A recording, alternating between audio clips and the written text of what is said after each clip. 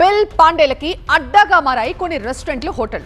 వీళ్ళు చేస్తున్న మాయాజాలంతో ఏటా వేల కోట్ల రూపాయలు ప్రభుత్వం నష్టపోతోంది.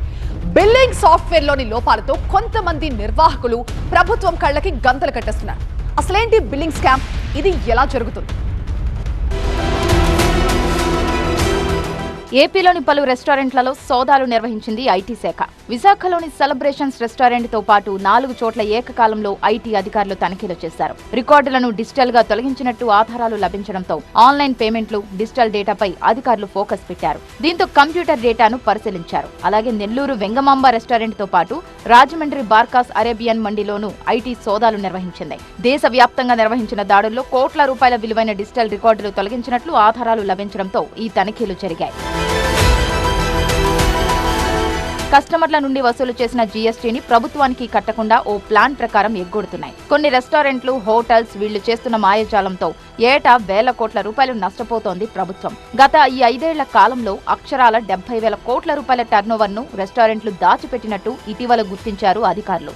హైదరాబాద్లోని ఓ బిర్యానీ హోటల్కు సంబంధించిన బ్రాంచ్లలో తనిఖీ చేయగా ఈ వాస్తవాలు బయటపడ్డాయి. టిఫిన్ సెంటర్ల నుంచి పబ్ల వరకు, రెస్టారెంట్ల నుంచి హోటల్స్ వరకు అవకాశం ఉన్న ప్రతి చోట జీఎస్టీతో పాటు ఐటీ ఎగ్గొట్టినట్లు తేల్చారు అధికారులు.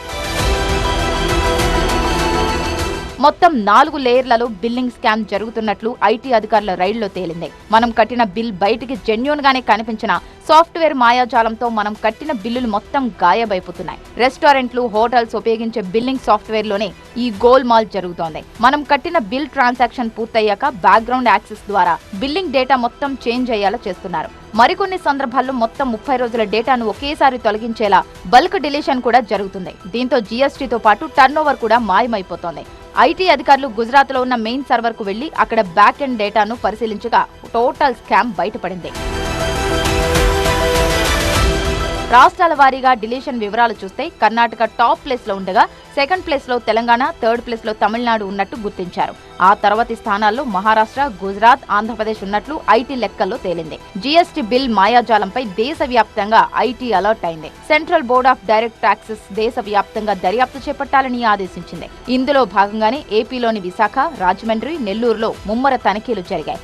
మరి ఈ స్కామ్ లో ముందు ఎలాంటి సంచలనాలు వెలుగు చూస్తాయో చూడాలి.